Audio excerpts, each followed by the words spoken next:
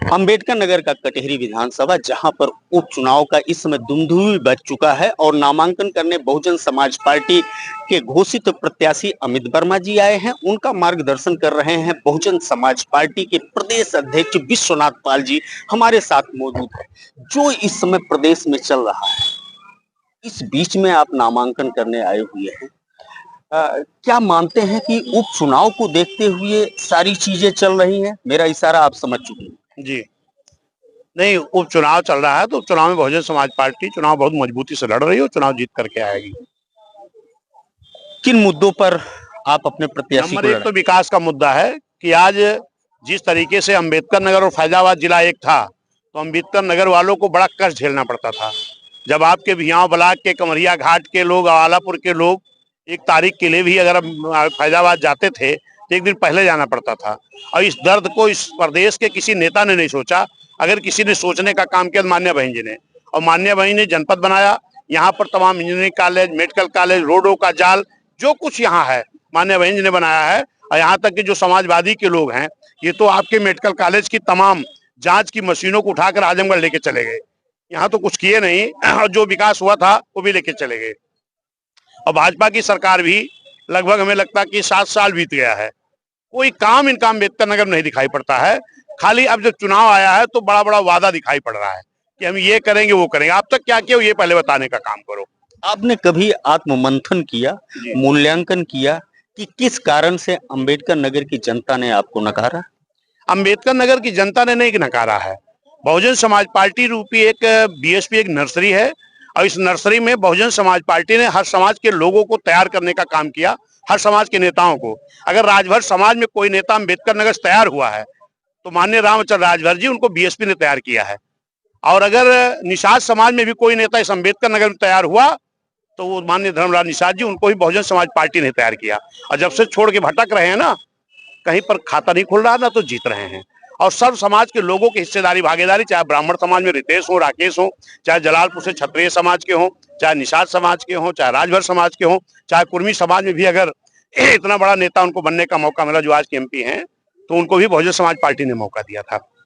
और यहाँ तक कि भाजपा में भी उप मुख्यमंत्री तक अगर वो हैं तो बहुजन समाज पार्टी के नर्सरी से तैयार हुए नेता हैं। तो बहुजन समाज पार्टी एक मिशनरी पार्टी है, ये कभी खत्म नहीं हो सकती है, ये मिशन से जुड़ी हुई है। लेकिन एक चर्चा इस तरह की फैलाई जाती है, जैसे हमने देखा कि 2012 के चुनाव में भारतीय जनता पार्टी हमारे बीकापुर में 66 वोट पाती है, गोसाईगंज में 46 वोट पाती है, टांडा में 22 वोट पाती है, कटेरी में 4000 वोट पाती है। लेकिन किसी चौराहे पर चर्चा नहीं हुई कि भाजपा खत्म हो गई और 13 छोड़ 14 में दिल्ली पे सरकार बना लिया। और बहुजन समाज पार्टी आज कोई ऐसी सीट नहीं है जहां 45, 46, 70, 80, 90, 1 लाख तक वोट पाई हो। लोकसभा में भी 2 लाख तक वोट पाई है, लेकिन हर चौराहे पर विरोधियों द्वारा एक प्रचार किया था बीएसपी खत्म हो गई। बीएसपी कभी खत्म नहीं हो सकती है। बहुजन समाज पार्टी एक मजबूत दल है, एक विचारधारा की पार्टी है और ये विकास करना जानती है। और लोग तो खाली नाटक करना जानते हैं। अंबेडकर नगर में बहुजन समाज पार्टी के अलावा किसी दल का एक विकास हो बता दो। जो बहन जी ने मेडिकल कॉलेज बनाया तो उसी के सामने लोग फोटो खिंचा के लगा रहे हैं, ये मेरा बनाया हुआ है। अरे मेडिकल कॉलेज जैसी योजनाओं को मुख्यमंत्री देता है, विधायक नहीं बनाता है, तो विधायक की क्या हैसियत है फोटो खिंचा के दिखाने का? तो यहाँ विकास बसपा ने किया है और करेगी। खासतौर पर जो कटेहरी का मामला है, इस कटेहरी में एक बार शायद 90-91 में, हमें लगता है कि 92 में माननीय अनिल तिवारी जीते थे। बाकी बीजेपी का कभी खाता नहीं खुला है कटेहरी में। और बहुजन समाज पार्टी लगातार जीती है, समाजवादी भी खाली 2 बार जीती है। फिर अब की बार बहुजन समाज पार्टी जीत करके जाएगी। आप जिस तरह से कह रहे हैं कि बहुजन समाज पार्टी एक नर्सरी नेता पैदा करती है और लेकिन जो इस समय दिख रहा है 2-3 चुनावों से कहीं न कहीं मनोबल बहुजन समाज पार्टी के समर्थकों का, कार्यकर्ताओं का गिरा है, जिसके कारण से लगातार प्रचंड बहुमत से यहाँ समाजवादी पार्टी फतह हासिल कर रही है। वह दौर याद है कि जब बहुजन समाज पार्टी की तूती बोलती थी। आज बहुजन समाज पार्टी खोती हुई चली जा रही, तो कम बैक कैसे होगा? कौन सा ऐसा ज्वलंत मुद्दा है कि जिसको आप ला करके कम बैक एक देखिए, धोखा देके बहुत दिनों तक नहीं जीता जा सकता। अभी जब लोकसभा का चुनाव हुआ था, जो इशारा आपका जहां जा रहा है, इस लोकसभा चुनाव में भारतीय जनता पार्टी 38 दल को लेकर लड़ रही थी और उन्होंने कहा कि हम संविधान को बदलेंगे। और वहीं पर जो समाजवादी है, कांग्रेस है, ये 28 दल को लेकर लड़ रही थी और ये कह रही हम संविधान बचाएंगे। जबकि बाबा साहब का बनाया हुआ संविधान इतना मजबूत है कि उस संविधान को बदला नहीं जा सकता। उसकी किसी आर्टिकल को संशोधन करके बदल करके किसी का नुकसान तो किया जा सकता है, और वो नुकसान कांग्रेस, भाजपा, समाजवादी तीनों ने किया है और इस चीज को आम जनता समझ गई है। अभी जब वर्गीकरण सुप्रीम कोर्ट के द्वारा निर्णय आया SC ST के आरक्षण में वर्गीकरण का, तो ना तो माननीय राहुल गांधी जी की जुबान खुली और ना तो माननीय अखिलेश यादव जी की जुबान खुली, और माननीय प्रधानमंत्री जी ने सिर्फ इसमें कोई बोला तो माननीय बहन जी ने बोला कि सुप्रीम कोर्ट को इस निर्णय पर दोबारा विचार करना चाहिए। और जब ये बात बहन जी ने बोला और 21 तारीख को पूरे देश में जब भारत बंद हुआ, तो हमारे SC ST समाज के संगठन और बहुजन समाज पार्टी के लोगों ने जब रोड पे उतरे तो बिना किसी संसाधन के बड़ी भीड़ जब हुई, आंदोलन हुआ, तब माननीय प्रधानमंत्री जी ने हमारे सभी SC ST सांसदों को बुलाए और कहें आपकी जो मांग है हम इसको पूरा करेंगे। संविधान बदलने का नारा क्या इस उपचुनाव में भी चलने वाला है? निश्चित है कि जो वो संविधान बचाने का नारा दे रहे हैं ये पब्लिक समझ गई है, ये नाटक करने वाले लोग हैं। जब हमारे संविधान के आर्टिकल को बदल करके हमारे आरक्षण को वर्गीकरण करने की बात आई, तो संविधान दिखाने वाले, आरक्षण बचाने वाले, इनकी जुबानें क्यों बंद हो गई? और माननीय प्रधानमंत्री जी ने भी सांसदों को बुला करके वादा किया, लेकिन वादा करने से नहीं पूरा होगा। अगर माननीय प्रधानमंत्री जी हमारे वर्गीकरण को रोकना चाहते हो, सुप्रीम कोर्ट के निर्णय को रोकना चाहते हो, तो आपको सत्र बुला करके उस पर एक प्रस्ताव ला करके पारित करा करके रोकना चाहिए। सब मिला करके आरक्षण जैसे मुद्दे को आप एक बार फिर गरमा के, संविधान जैसे मुद्दे को गरमा करके कम बैक कर सकते हैं, यह उम्मीद आप जता रहे? ये तो अभी रिजल्ट देखने को मिला। चुनाव कहाँ होने जा रहा? कटेहरी में। कटेहरी प्रथम का जिला पंचायत का उपचुनाव था, अभी ताजी स्थिति है, 1 महीना 1.5 महीना पहले की बात है। और उस चुनाव में आपने देखा होगा कि सीधे 3 कैंडिडेट थे, एक इंडिया गठबंधन के जिनके पास 28 दल और एक NDA के जिनके पास 38 दल हैं। BSP अकेले लड़ी थी और संजोग से वो सुरक्षित सीट थी। सभी जो वहां कैंडिडेट थे SC के थे।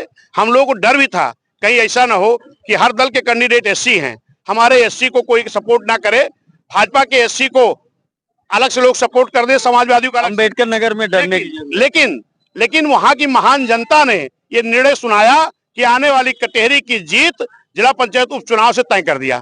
भारतीय जनता पार्टी को मात्र 400 कुछ वोट मिला था, समाजवादी पार्टी को कुल 4000 कुछ वोट मिला था, लेकिन BSP के कैंडिडेट जो डिम्पल गौतम जी लड़ रही थी उनको 8000 कुछ वोट मिला है। और हमने देखा कि वहां का चाहे मुस्लिम समाज रहा हो, चाहे ब्राह्मण रहा हो, क्षत्रिय रहा हो, वैश्य रहा हो, पिछड़ा रहा हो, SC ST, सारे लोग लामबंद होकर दिए हैं। और मैंने जब वहां इस चीज को जांच किया कि इतना वोट क्यों मिला, तो लोग कह रहे हैं कि अगर अम्बेडकर नगर का विकास किसी ने किया है तो बहुजन समाज पार्टी ने किया है। जिला बहुजन समाज पार्टी ने बनाया, medical college Bahujan Samaj party ने बनाया, engineering college Bahujan Samaj party ने बनाया, और यहाँ जितने नेता हर समाज के तैयार हैं इनको भी बहुजन समाज पार्टी ने तैयार किया।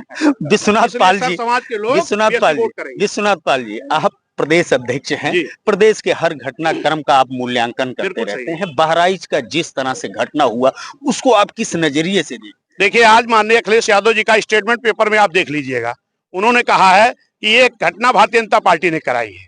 आपका क्या मानना? मेरा मानना है कि समाजवादी, भारतीय जनता पार्टी के लोग ये दोनों मिल करके इस देश का भाईचारा छीनना चाहते हैं, लेकिन बहुजन समाज पार्टी इस देश में भाईचारा पैदा करना चाहती है।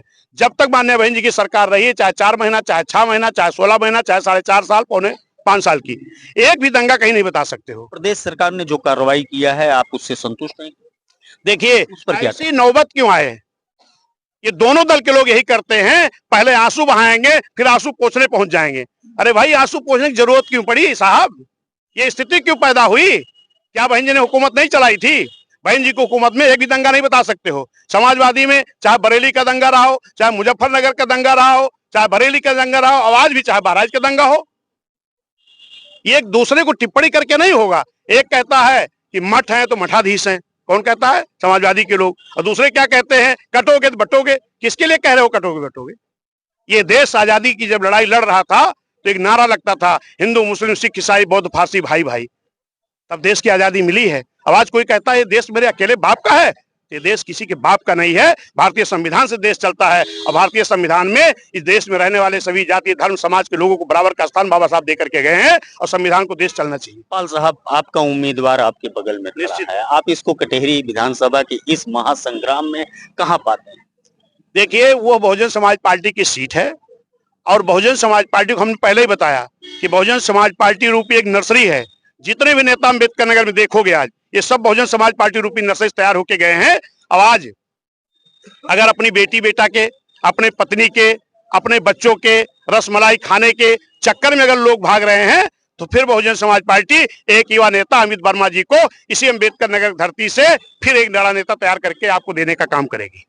आप लोग देख सकते हैं कि यह बहुजन समाज पार्टी के प्रदेश अध्यक्ष विश्वनाथ पाल जी बड़े तार्किक अंदाज में सारी बात इन्होंने रखा और इन्होंने भारतीय जनता पार्टी समाजवादी पार्टी दोनों को निशाने पर लिया और कहा दोनों ने मिल करके बहराइच के घटना को अंजाम दिलवाया। और इसके अलावा अंबेडकर नगर के सृजन से लेकर के यहाँ के नेताओं का सृजन तक बहुजन समाज पार्टी ने किया। बसपा के कोख से सारे नेता पैदा हुए हैं जो आज इनको उंगली दिखा रहे हैं। आपको एवीएन न्यूज प्लस के सारे दर्शकों की तरफ से आपने अपना कीमती समय दिया, बहुत बहुत धन्यवाद। बहुत बहुत धन्यवाद, शुक्रिया आपको।